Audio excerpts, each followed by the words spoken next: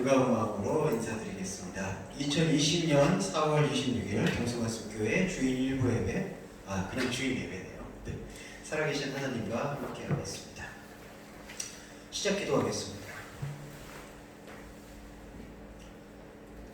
제사장 아론의 자손 중에 흠이 있는 자는 나와 여호와께 화제를 드리지 못할지니 그는 흠이 있은즉 나와서 그의 하나님께 음식을 드리지 못하느니라.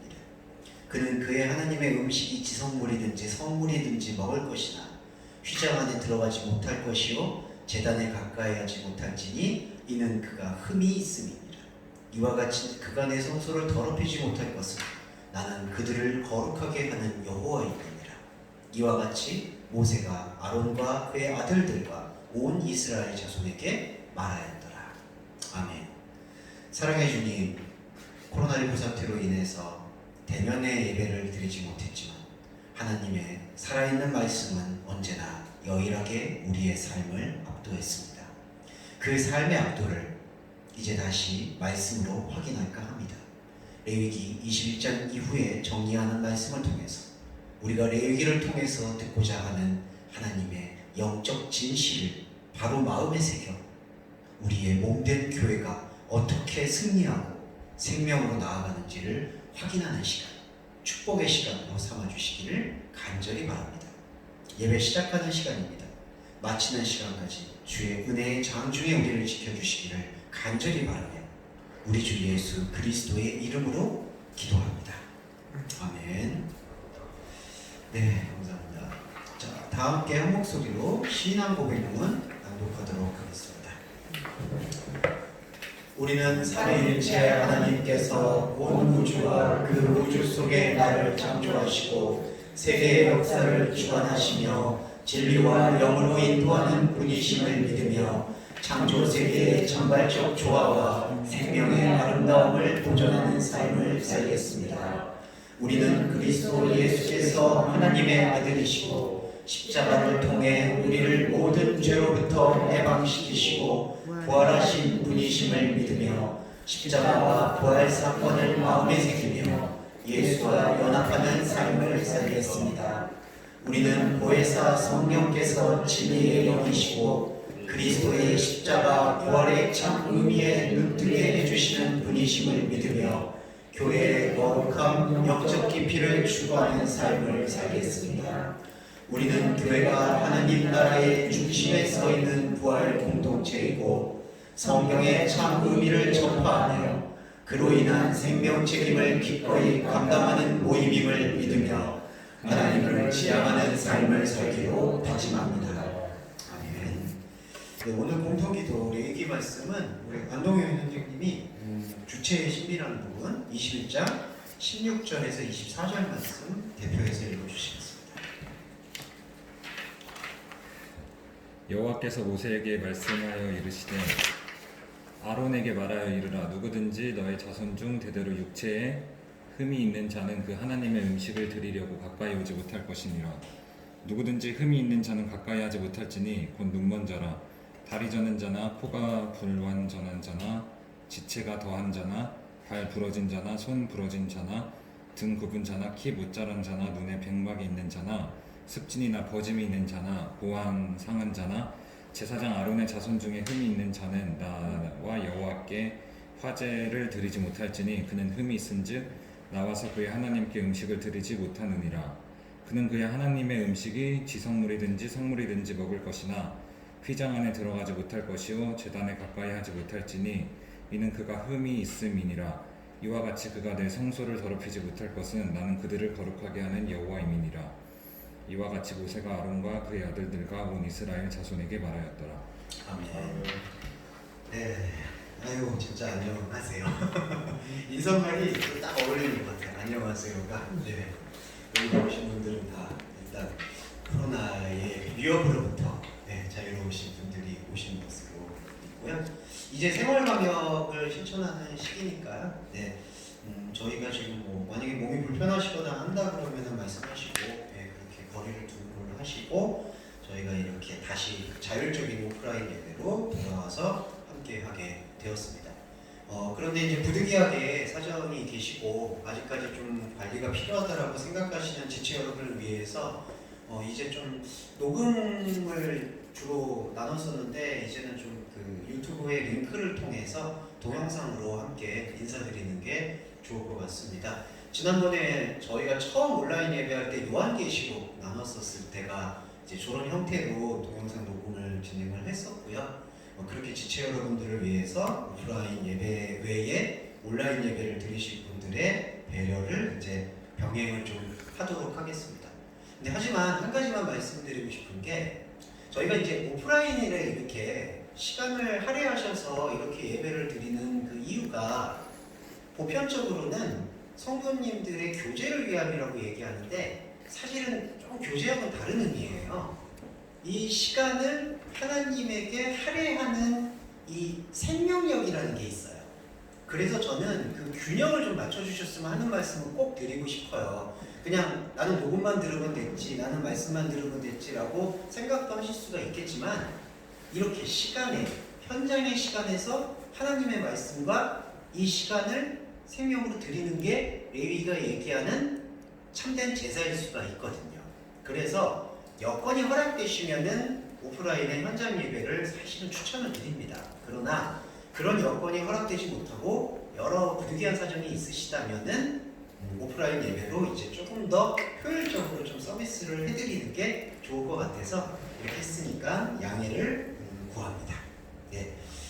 저는 그리고 오늘 그 아트교회도 지난주부터 이제 생활방역 속에서 예배를 시작을 했고요. 오늘 아트교회 3시 예배 때 그 주혜영 목사님이 인도하시는 가운데 십자가와 부활에 대한 메시지로 간단히 메시지 나누기로 했습니다. 예. 시간과 또 여건이 허락되시면 함께 참여하시면 좋을 것 같고요. 그리고 저는 또 다음 주에는 그 성락교회 예배당, 지예배당이 정확히는 지금 제가 기억이 안 나는데 고층 예배당인가 하여튼 네 거기서 이제 모세 오경을 중심으로 성경 읽기와 나눔을 저희 예배 이후에 진행하도록 하겠습니다. 그 부분도 이제 성락교회 측에서 동영상 촬영을 해주신다고 하니까요. 그 촬영은 또 같이 제 개인적인 계정에 공유하도록 이렇게 하겠습니다. 네. 이 반가움을 카톡으로 표현해 주시니 너무 감사하네요. 네. 네, 오늘 그러면은 하나님의 이 레위기의 말씀의 정리를 한번 시도해 보도록 하겠습니다. 네.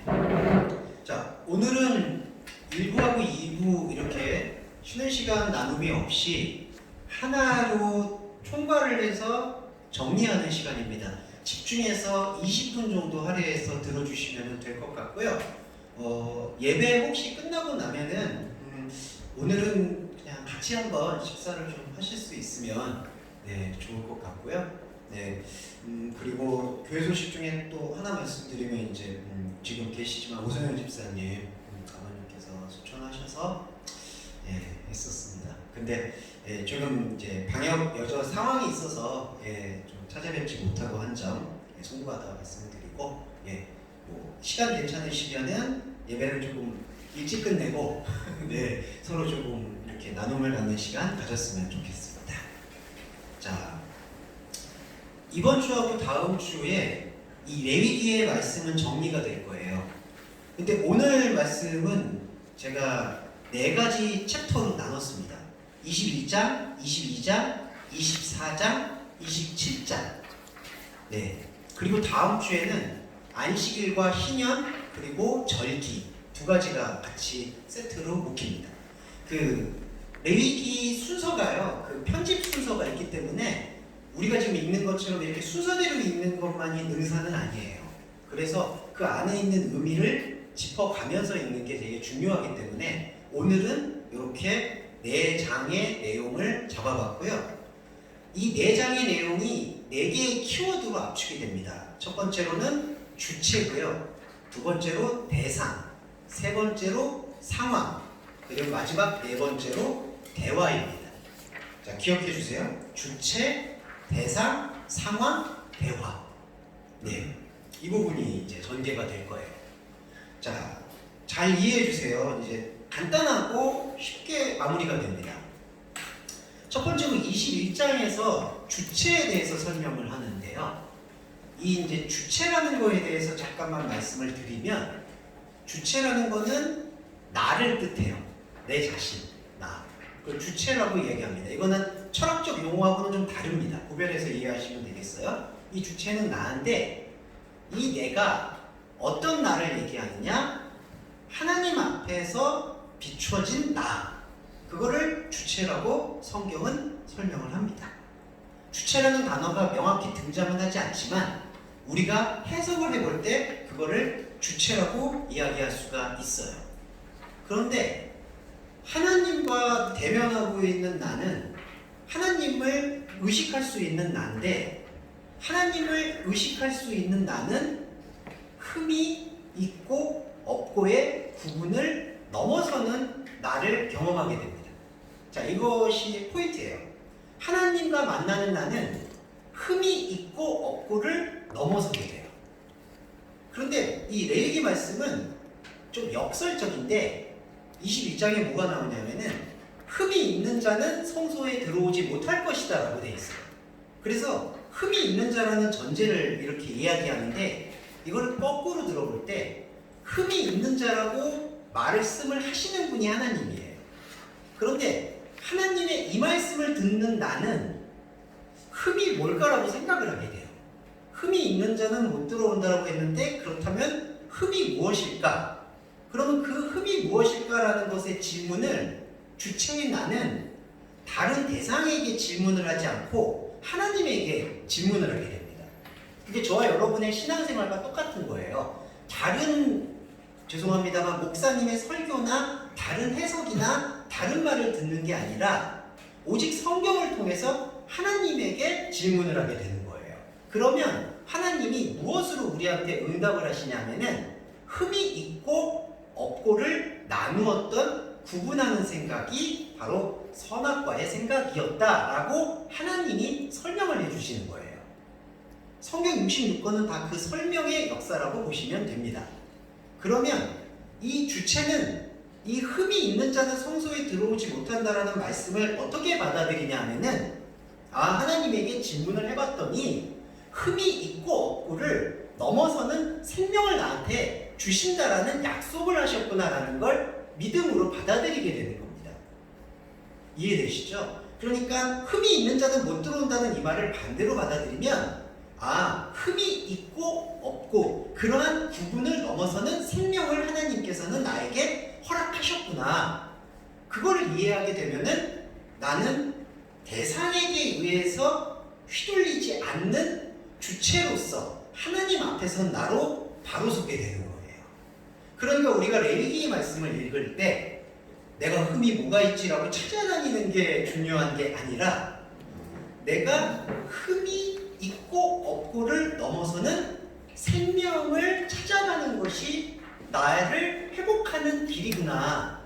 그거를 깨달아가라고 주신 게 바로 21장의 말씀이라는 거예요. 자, 이게 이제 주체의 신비라고 정리를 해볼 수가 있겠습니다. 자, 금방 끝났죠. 네. 지사님 안녕하세요. 너무 반가워요. 네, 오늘이 좀 예배를 하나로 묶어서 일찍 끝날 것 같고요. 식사를 안 하시더라도 조금 근황과 교제를 나누시는 시간 꼭 10분 정도 가지시면 좋을 것 같습니다. 자, 21장의 주체에 대해서 간단히 설명을 드렸어요. 자, 성경이 어렵게 느껴지는 게 좀 있을 수 있고 지루하게 느껴지실 수도 있지만, 이 원리는 계속해서 우리가 되새김질을 할 필요가 있습니다.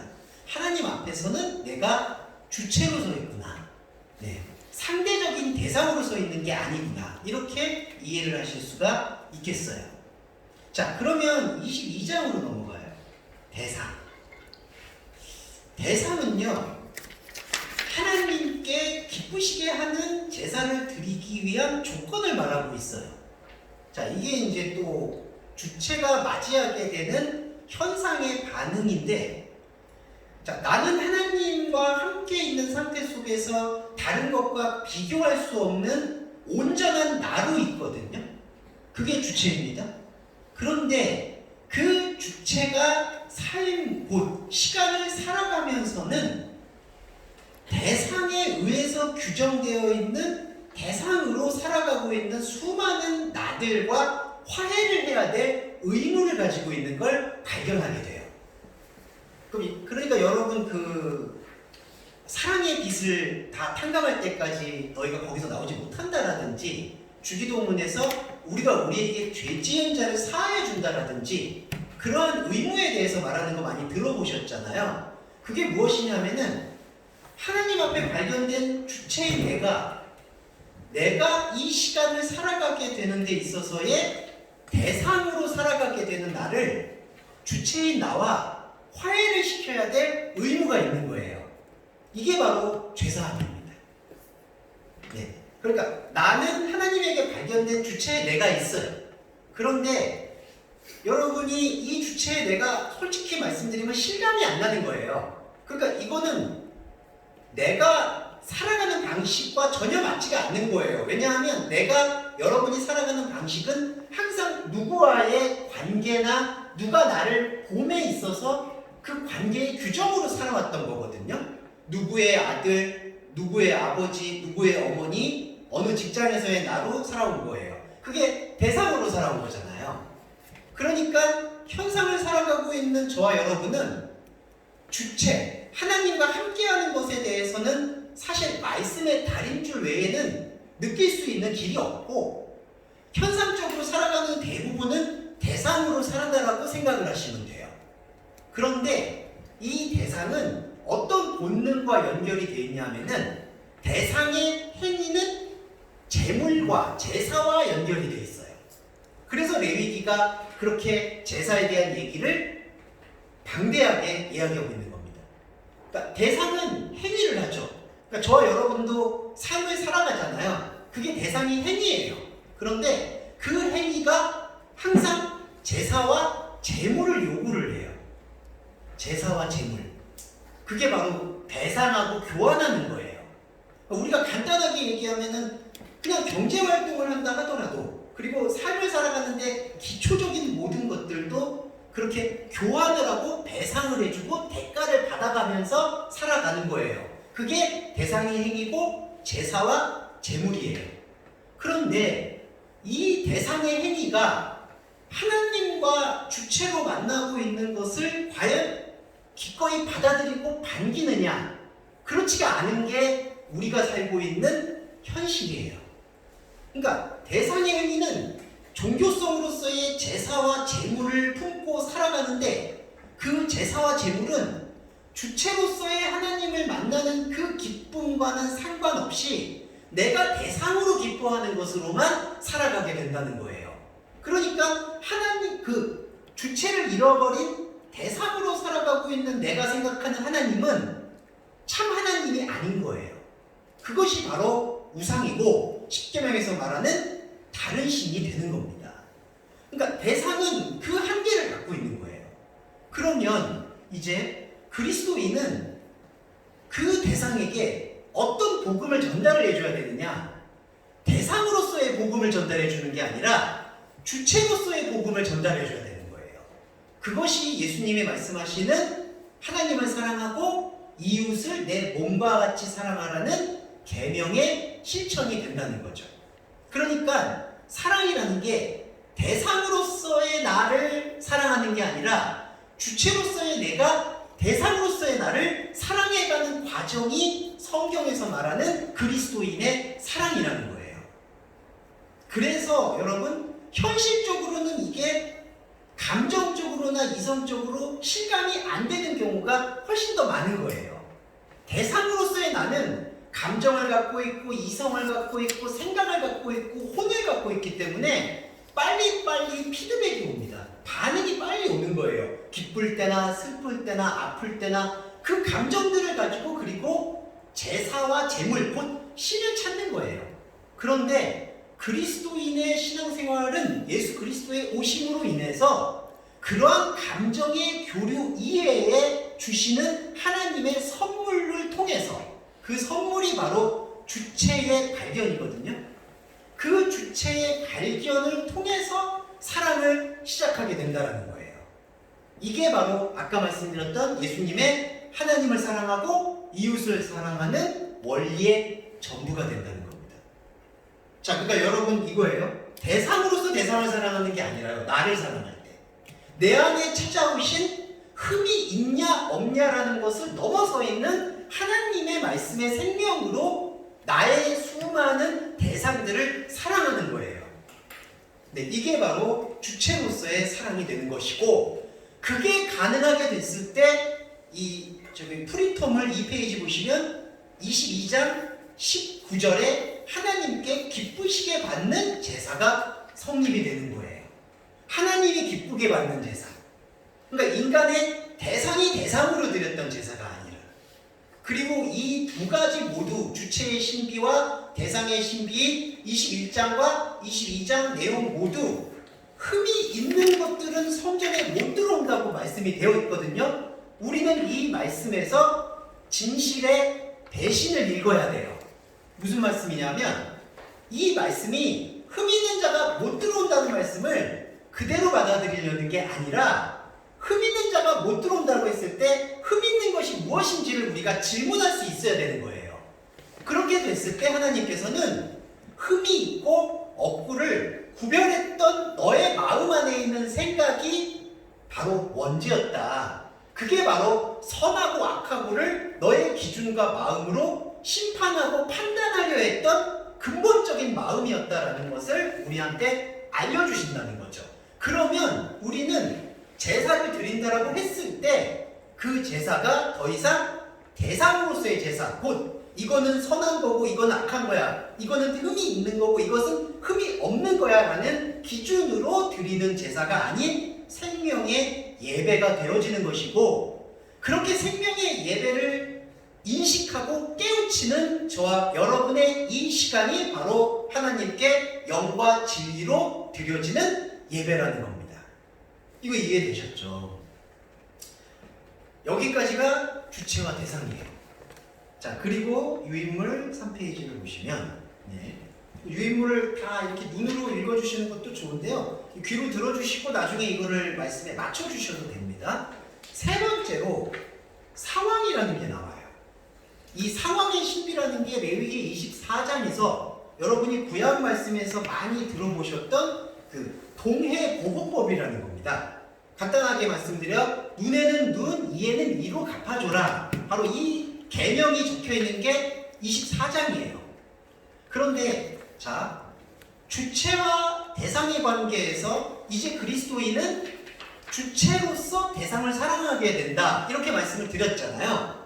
그러면 우리의 삶에서 주체로서 대상을 사랑한다라는 하나님 사랑과 이웃 사랑을 실천할 수 있는 것은 어떤 방법으로 우리한테 주어져야 되느냐를 이 상황의 신비인 24장이 정확히 설명을 해주는데, 이게 뭐냐 하면 인간의 욕망을 우리가 사는 삶의 순간순간 속에서 거듭거듭 깨달아가는 과정이에요.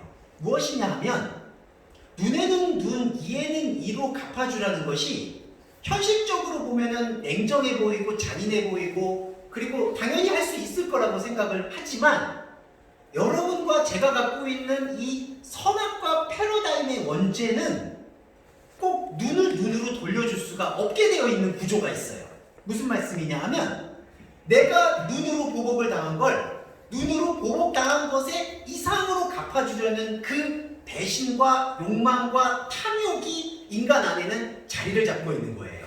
그게 바로 비교급 인간이라는 건데, 사람은 하나님과의 기준 속에서만이 나의 모든 게, 나의 기준과 나의 의가 무력화될 뿐이지, 진짜 하나님과의 그런 만남이 존재하지 않으면은, 대상으로 만나면요, 끊임없이 영원히 지속되면서 높낮이를 나누게 됩니다.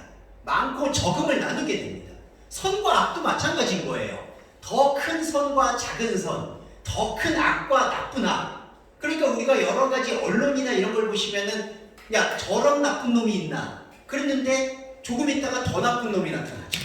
그리고 선한 것도 마찬가지예요. 야, 저렇게 선한 사람을 만나? 그랬는데 조금 있다가 더 선한 사람이 나타나요. 이게 우리가 주체로서 하나님을 만나지 못하고 대상으로 세상을 살아가게 나타나는 필연적 현상이에요.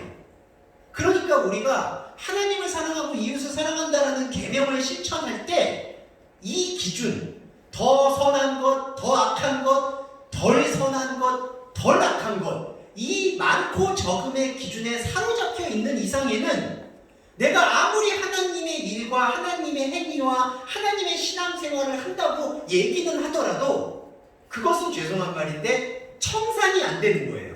그러니까 대상이 대상으로 교환을 하고 배상을 받고 그 원리에만 사로잡혀 있는 것 뿐이지 그 너머에 있는 하나님의 생명을 받아들이는 것과는 아무 상관이 없는 제사를 드리게 된다는 거예요. 이게 다른 복음으로 신약성경에서는 얘기를 하고 있는 겁니다.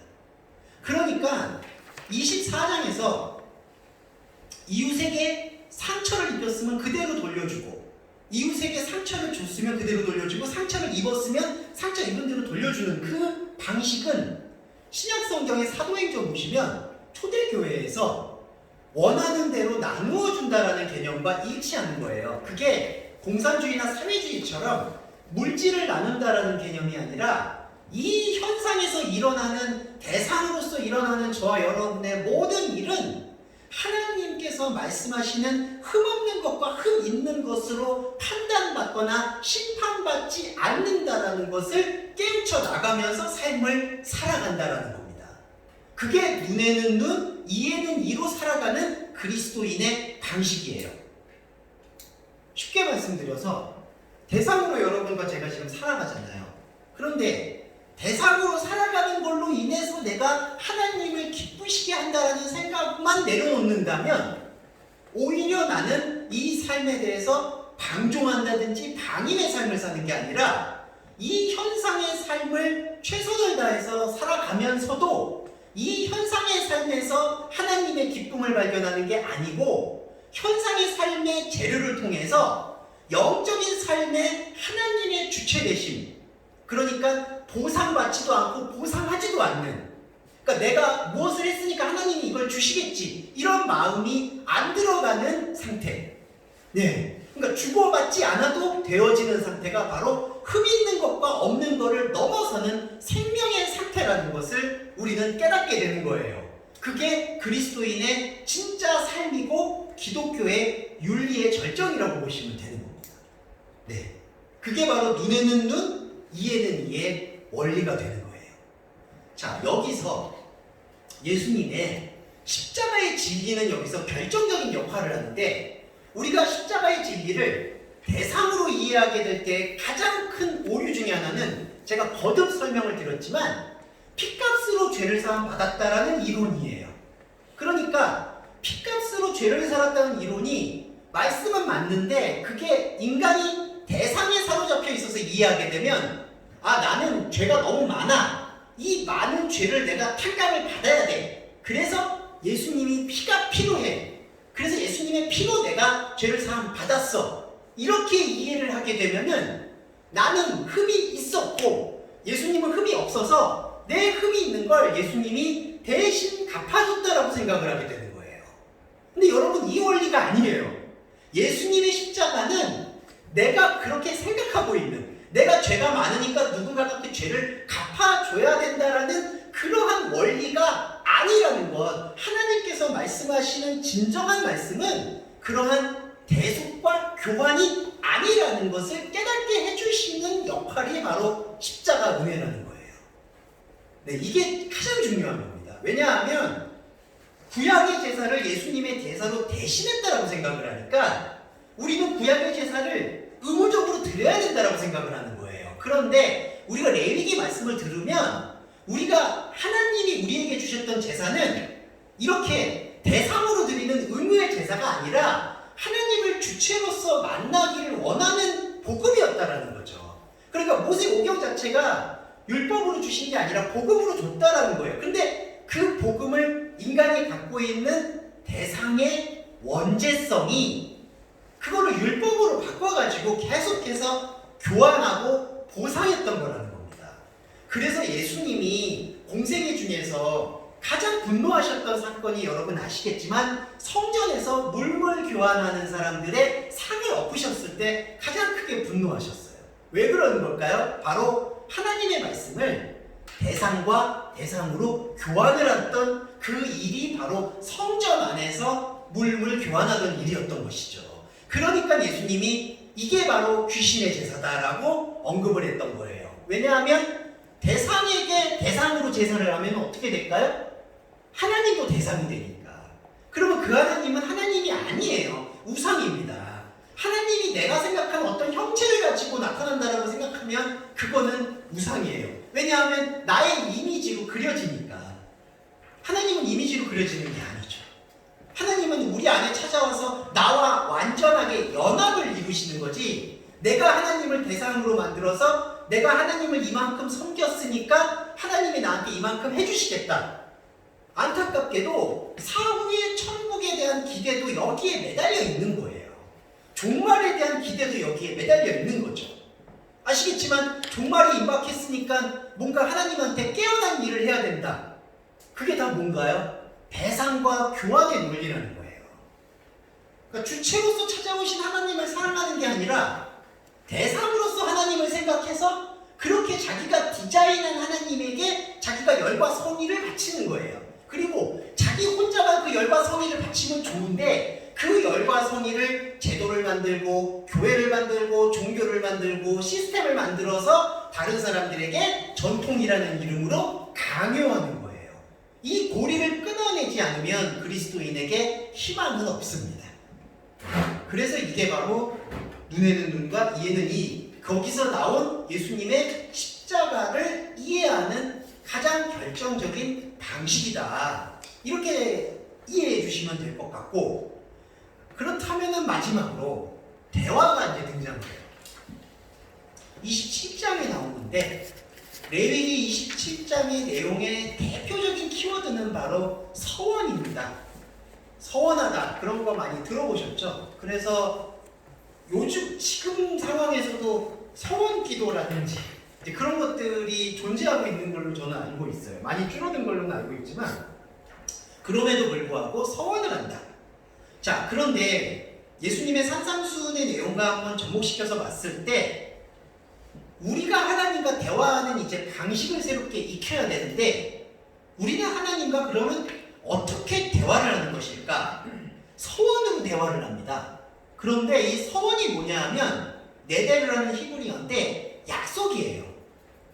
그러니까 여기서는 주어가 사람이 여호와에게 서원하였다고 되어 있습니다. 그런데 이거는 대상으로서의 내가 첫 출발을 고하는 나의 다짐이에요.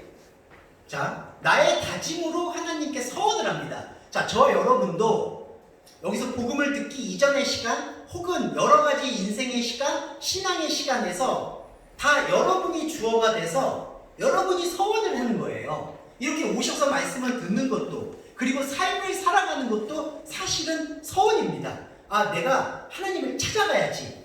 하나님을 향해 나아가야지. 자, 그게 주체를 발견하지 못하는 대상으로서의 나의 한계이자 기회예요. 그러니까 여러분 이거를 부정하시면 안 돼요. 저와 여러분은 하나님을 찾아가려고 나아가는 의지를 가진 사람이에요. 그런데 중요한 건 그 다음에 대화예요. 내가 이렇게 내가 하나님께 약속을 해야지, 내가 하나님께 서원을 해야지, 그런 약속과 의지를 가지고 하나님에게 나아갔을 때 하나님께서 나한테 해주시는 그 질문, 그걸 생각할 수 있어야 되는데, 그게 2절에 후반부 9절에 너가 만약 서원을 했으면 너는 그 값을 정해보라고 말씀하십니다. 그 값을 정해봐라. 예. 자, 그러면 이 말씀을 그냥 표면적으로 듣게 되면, 아, 내가 20살이면은 50세겔이고 여성이면 30세겔이고 이렇게 하겠구나라고 들을 수 있는데, 이 말씀의 의도는 그게 아니라요, 그 값을 정하라고 얘기한 다음에 여러 가지 상황들을 얘기한 다음에 어디에 중요한 방점을 찍냐 하면 8절에 보시면 이 가정법이 나와요. 그러나 서원자가 가난하여 내가 정한 값을 감당하지 못하면, 그러니까 여러분 이 27장에서 2절의 말씀에 대한 하나님의 정답은 8절에 있다는 거예요. 가난함. 그럼 이 가난함은 여러분 신약 성경에서 어디에 등장하나요? 팔복을 보시면 정확히 나옵니다. 신령이 가난한 자 복이 있나니 그 다음에 뭐죠? 하나님을 볼 것인가 자녀인가. 제가 이렇게 디테일이 약하니 죄송합니다. 어찌됐든 하나님을 만나요. 하나님의 자녀가 되든 죄송합니다. 그것도 중요한 건데 제가 지금 까먹었어요. 네. 그런데 여기서의 포인트는 서원자가 가난하게 된다는 거예요. 그러니까 하나님은 이 순서를 말씀드릴게요. 우리는 주체로 시작하는 게 아니에요. 우리는 한 대상으로 시작해요. 어머니 뱃속에서 분리돼서 태어날 때부터 우리는 대상으로 시작한 거예요. 눈에 보이는 나무, 숲, 병원의 모습, 그리고 자기가 봤던 거, 그리고 자기가 만졌던 거, 이걸로 나는 자라나고 교육받고 성장받은 거죠. 그러니까 우리의 시작은 대상으로 시작한 거예요. 누가 나를 봐주고 말을 건네주니까 내가 엄마라고 얘기할 수 있잖아요. 그러니까 대상으로 시작을 했죠. 그 대상은 아까 대상에 행위가 있다라고 했잖아요. 그 행위가 제사와 제물, 종교심이에요. 그래서 우리는 꼭 하나님을 믿지 않는다 하더라도 무엇이든지 믿으려고 노력하는 인간이에요. 모든 인간은. 그래서 뭐든지 뭔가를 찾아가려고 약속을 하는 거예요. 인간은 서원을 하는 거예요. 그게 대상으로 시작을 해요. 그런데 그 서원하는 가중에 하나님의 진리의 말씀인 성경을 우리가 지금 듣는 거예요. 그 성경 안에 있는 생명 말씀이 우리 안에 스며들어요. 그런데 하나님은 진리의 말씀을 뭘로 주시냐면, 너가 지금까지 대상으로 알고 있는 거 난 너를 존중해. 하지만 너의 그 대상의 약속인 서원에 대해서 나는 이렇게 말해보고 싶어. 너 그 값을 한번 정해봐. 그 값을 정한다라는 걸 우리가 깊게 생각하게 될 때 나오는 결론이 내가 가난하구나라는 결론이에요. 이 가난하다는 건요, 내가 아무것도 할 수 없다라는 뜻입니다. 그래서 팔복에 보시면 신령이 가난한 다음에 뭐가 나오냐면 애통하는 자가 나와요. 애통이 뭐냐 하면은 그거를 바닥의 신음이라고 얘기하는데, 나는 하나님한테 아무것도 드릴 게 없어요. 이 말씀의 진리 앞에 마주하게 되면. 왜 그러냐? 더 이상 하나님이 대상으로 안 받으시니까. 나는 지금까지 대상으로 살았는데 하나님은 나를 대상으로 생각을 안 하시는 거예요. 주체로 생각을 하시는 거죠. 그런데 나한테는 지금까지 주체라는 거에 대한 아무 계획이나 디자인이나 상상할 수 있었던 게 없는 거죠. 그러니까 가난해지는 거죠. 부자 청년이 예수님 만났을 때도 아무것도 할 게 없는 거예요. 그러니까 돌아가는 거예요. 우울해지고. 그와 마찬가지죠. 그러니까 대상으로서 살아왔던 나는 주체로 찾아오신 하나님의 말씀을 감당하지 못하는 거예요. 그런데 나는 계속해서 약속을 하고 있어요. 서원을 하고 있죠. 그러니까 이게 딜레마가 생긴 거예요. 그 딜레마가 바로 가난함이에요. 그런데 예수님은 그 가난함을 복이 있다라고 말씀을 하신 거예요. 왜냐하면 우리가 이 가난함을 고백을 하면 그 고백이 비로소 하나님과 대화를 시작하는, 제가 여기 적어놨는데, 옹알이의 시작이 되는 겁니다. 마치 어린아이가 처음 태어나서 말을 배우기 시작하는 것처럼 하나님과 우리와의 대화의 첫 시작과, 그리고 대화라는 건 여러분 아시겠지만 언어가 바탕이 돼야 되죠. 언어가 바탕이 되려면은 우리 한글의 초성, 중성, 모음, 자음 익혀야 되잖아요. 그 모음, 자음, 초성, 중성, 그걸 익히는 작업이 바로 이 하나님과의 대화에서도 동일하게 가난함을 인식하는 거예요. 내가 대상으로 하나님한테 서원하고 나아갔더니 하나님은 나를 대상으로 만나주시질 않았어. 그런데 나한테는 주체에 대한 아무 그림이 없어요. 그럼 어떻게 해요? 고백을 해야 되는 거예요. 하나님, 나는 서운하고 싶은데, 나는 약속하고 싶은데, 내 진심은 하나님이 알아주시는데, 근데 내 진심에도 불구하고 나는 하나님께 드릴 어떤 것도 없어요. 그게 레위기에서 말하는 모든 제사가 하타르, 향으로 귀결이 되는 결론과 일치하는 겁니다. 향밖에는 남는 게 없는 거예요. 향은 사실 연기고 아예 없는 거잖아요. 그래서 대화의 시작은 바로 이 심령의 가난함으로부터 찾아야 되고, 우리가 레위기를 읽는 것은 결국에는 이 그리스도론으로 연결이 될 수밖에 없는 겁니다. 오라 나는 곤고한 몸이다. 이 사망의 몸에서 누가 나를 건져냈나? 대상으로서는 건져내는 거 없어요. 그런데 여러분, 우리의 삶은, 우리의 종교심은 끊임없는 유혹에 노출이 됩니다. 대상이 대상을 찾아서 그냥 현상 유지를 하고 싶은 거예요. 왜냐하면은 이게 참 인간의 본성인데요. 아까도 이제 말씀하셨지만 끊임없이 인간은 그 관성처럼 그냥 대상이 대상으로 만족하게 되고 감정적인 위로에만 머물게 되는 것을 찾게 돼요. 근데 여러분, 저는 대상과 대상의 삶을 거부하는 게 아닙니다. 여기 레위기에서도 아까 눈에는 눈, 이에는 이 삶을 살아가는 방식을 말씀해 주셨어요. 대상으로서도 살아가면서, 하지만 대상에서 의미를 찾지 않고 대상을 통해서 주체로 찾아와 주신 하나님과의 영적인 대화가 우리의 삶을 온전히 채우는 것, 그 비전을 설명하는 게 바로 레위기의 가르침이다 라고 정리를 해볼 수 있겠습니다.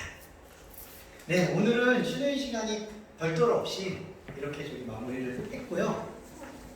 자, 제가 기도로 기도해드리고 주기도문함으로 오늘 예배 마무리하겠고요. 예배 마무리해도 시간이 좀 10분 정도 남을 수 있으니까 대화 좀 나누시고 반가운 얼굴 주먹 악수도 좀 하시고 그리고 흩어지고 헤어졌으면 좋겠습니다. 기도하겠습니다. 사랑의 주님, 당신을 만나는 길은 정말로 원망스러울 만큼 그리고 짜증스러울 만큼 좀 어렵고 난해합니다. 근데 그러면서도 쉬운 것 같습니다. 종잡을 수 없는 당신의 말씀 앞에 오늘도 섰습니다. 그러나 레위기를 통해서 또 정리해보니 당신은 우리에게 진짜 사랑으로 찾아오셨습니다. 그 진짜 사랑을 알게 하고 그 진짜 사랑을 느끼게 해주시는 이 시간을 축복해 주심을 하나님께 감사합니다. 오늘 동서말씀교회 교우 여러분들이 온라인 말씀으로 교감을 나눴고 또 오프라인 말씀으로 하나님과 함께 마주했습니다. 단순히 오프라인의 교제가 코이노니아 성도의 교제만이 아닌 하나님과 만나고 이 시간을 하나님께 드릴 수 있는 거룩한 산제사의 시간임을 오늘 영적으로 고백하게 되어 또한 감사합니다. 사랑하는 하나님, 우리 동서말씀교회 교회 여러분들에게 하나님께 간절히 구하는 것은 대상으로서의 삶을 살아갈 때, 현상으로서의 삶을 살아갈 때 우리를 괴롭히고 힘들게 하고 어렵게 하고 우리를 쉼없이 비교하고 비교당하게 만드는 그 모든 악습으로부터 한 걸음 물러설 수 있는 생명의 충만함이 언제든지 계속될 수 있도록 우리 동서말씀교회 교우 여러분들의 몸과 마음과 생각과 영혼을 붙잡아 주시기를 간절히 바랍니다. 여건과 상황에 의해서 오지 못하시는 분들에게도 이 말씀이 파고들 수 있도록 축복해 주시고 주님의 생명과 삶이 또 한 주의 시간을 덮어주시기를 간절히 바라며 우리 주 예수 그리스도의 이름으로 감사하며 기도드립니다. 아멘.